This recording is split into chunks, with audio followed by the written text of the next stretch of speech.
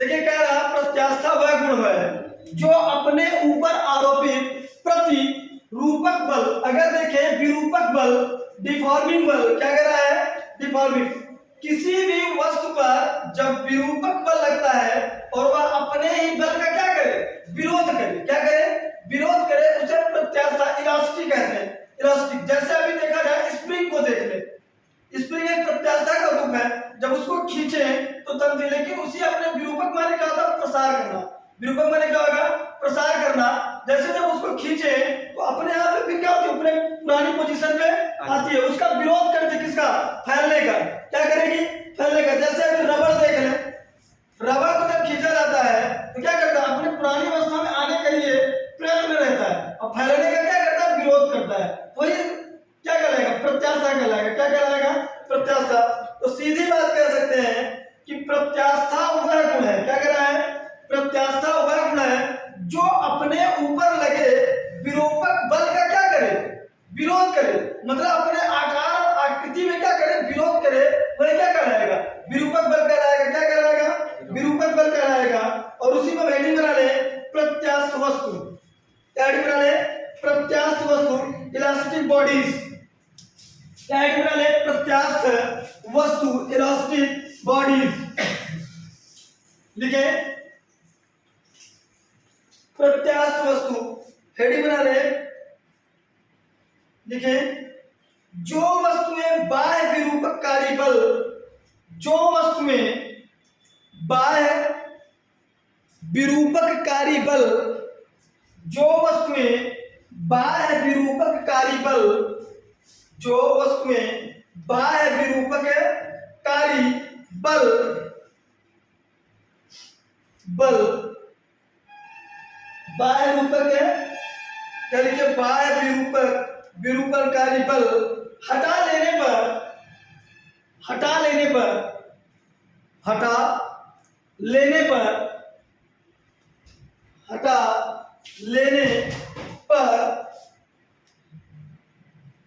पूर्ण रूप से, हटा लेने पर पूर्ण रूप से अपनी प्रारंभिक अवस्था को, पूर्ण रूप से अपनी प्रारंभिक अवस्था को, पूर्ण रूप से अपनी प्रारंभिक अवस्था को, अपनी प्रारंभिक अवस्था को, अपनी प्रारंभिक अवस्था को प्राप्त कर लेती हैं, प्राप्त कर लेती हैं, प्राप्त कर लेती हैं, प्रत्यास्थ वस्तु कहलाती हैं, प्राप्त कर लेती हैं प्रत्यास्थ वस्तुएं कहलाती हैं, प्राप्त कर लेती हैं प्रत्यास्थ वस्तु कहलाती हैं। इलास्टिक बॉडीज जैसे, जैसे स्प्रिंग, जैसे स्प्रिंग, रबड़ की डोरी, रबड़ की डोरी आदि, रबड़ की डोरी आदि। जैसे क्या हो जाएगा स्प्रिंग कामा रबड़ की डोरी आदि, स्प्रिंग रबड़ की डोरी आदि। अब हेडिंग बनाए प्लास्टिकता, हेडिंग बना ले प्लास्टिकता, क्या हेडिंग बनाए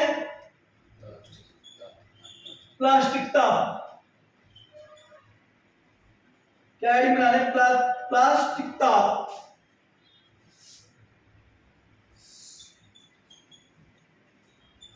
जिसे कहते हैं प्लास्टिसिटी, प्लास्टिसिटी। लिखें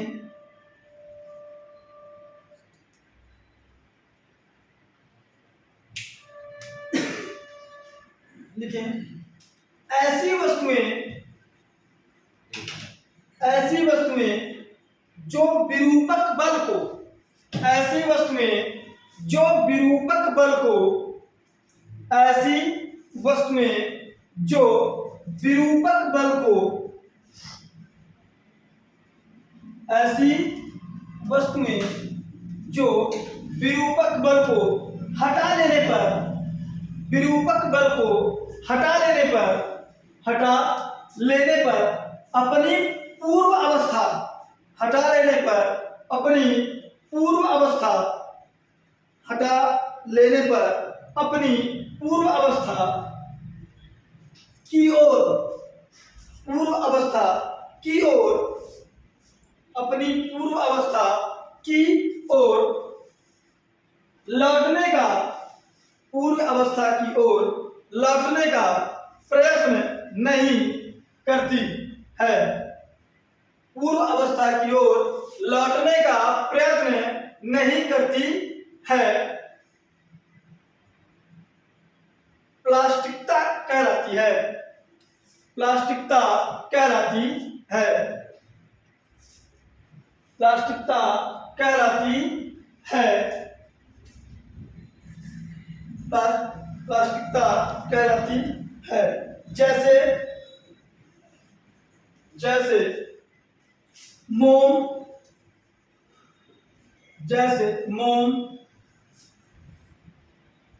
गीली मिट्टी के बर्तन, गीली मिट्टी लिखिए, गीली मिट्टी,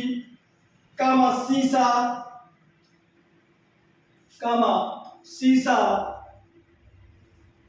आदि। मोम, गीली मिट्टी, शीशा आदि। गीली मिट्टी आदि। अब हेडिंग बना लें। विरूपक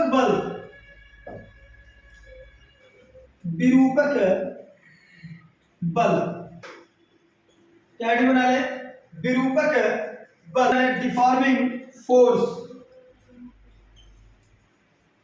विरूपक बल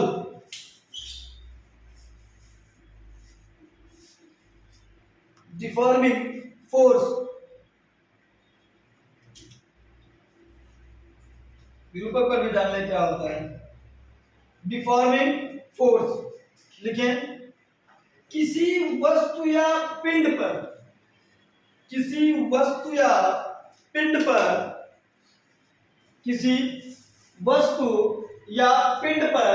लगाया गया वह बल।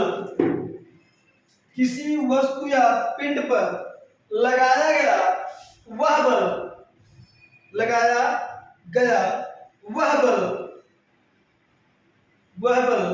जो वस्तु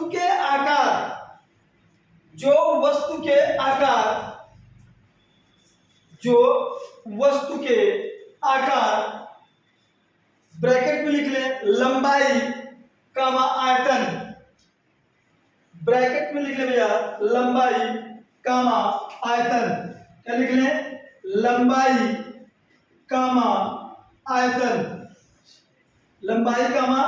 आयतन, ब्रैकेट बंद।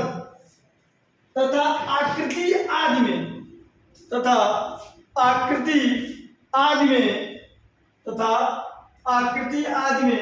परिवर्तन कर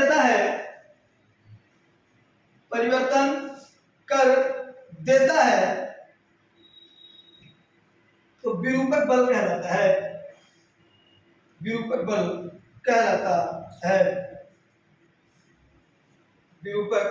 बल कहलाता है।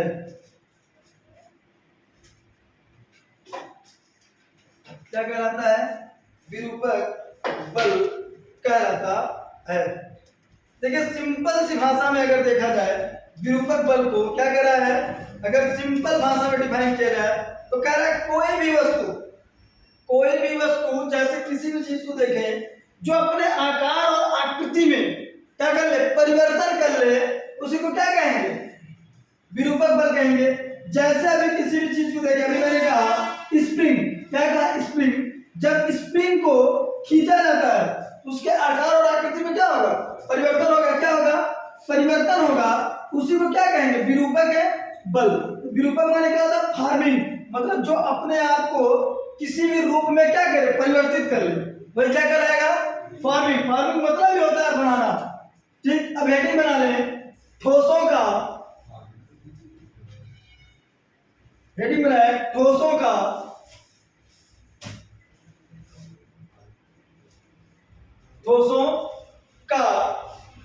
प्रत्यास्थ व्यवहार।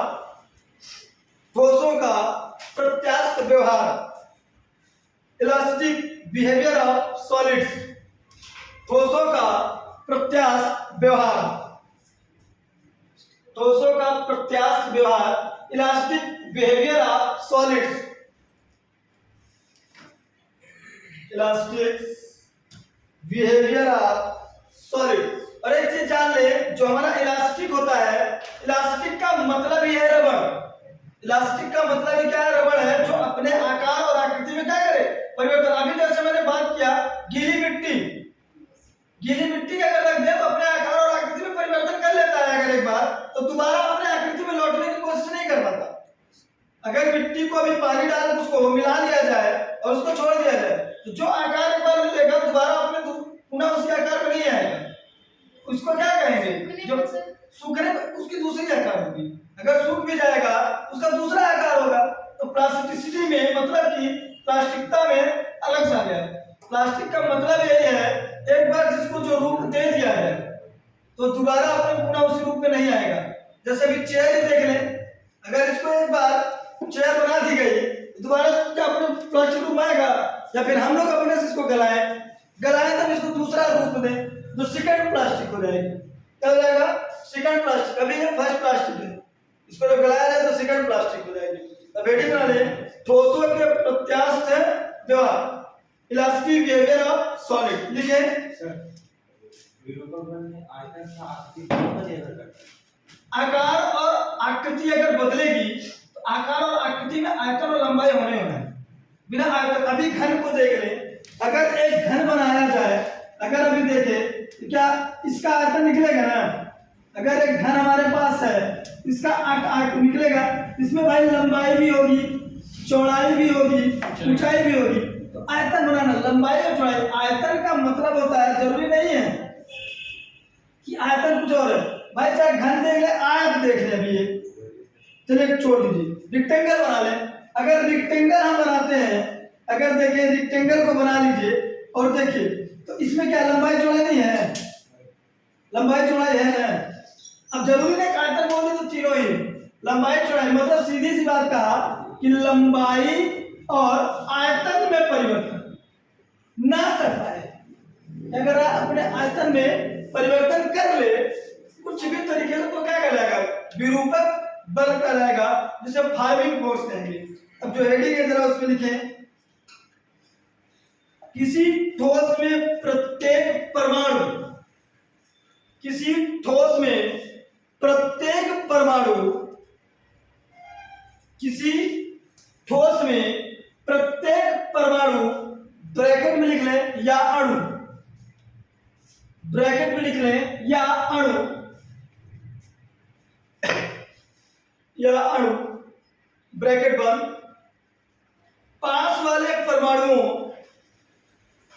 पास वाले परमाणुओं, पास वाले परमाणुओं, ब्रैकेट में लिख लें या अणुओं, ब्रैकेट में लिख लें या अणुओं से घिरा होता है, से घिरा होता है, से घिरा होता है, घिरा होता है। और यह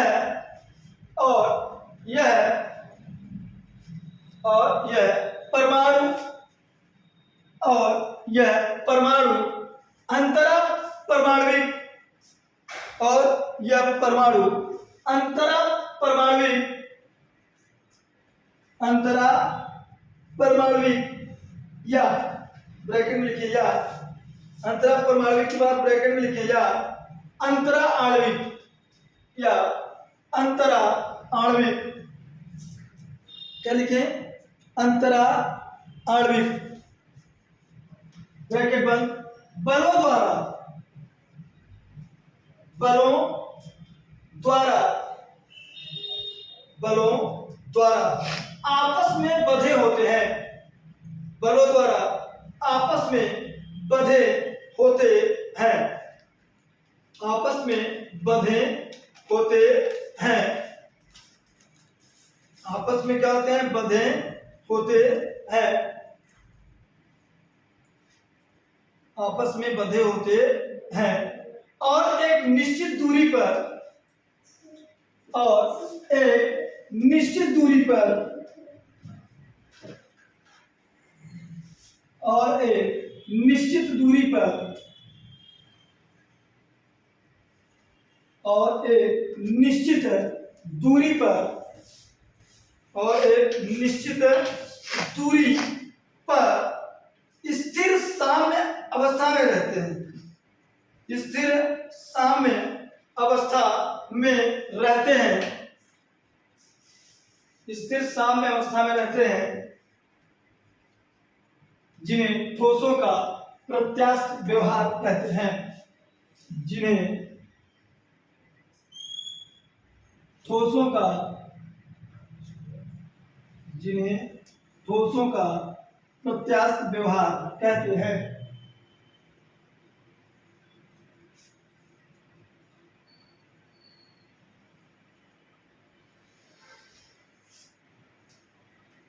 जिन्हें ठोसों का प्रत्यास्थ व्यवहार कहते हैं।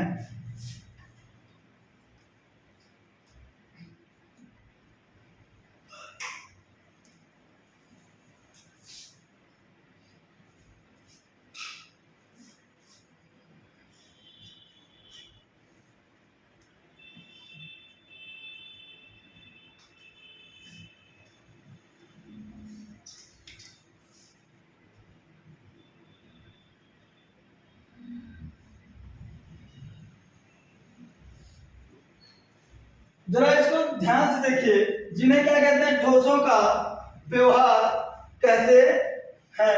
अब जरा इनको देखा जाए ध्यान से, तो कह रहा है एक गेंद है जिस गेंद को स्प्रिंग के जरिए क्या कर रहा है, स्प्रिंग के जरिए बांधा जाए।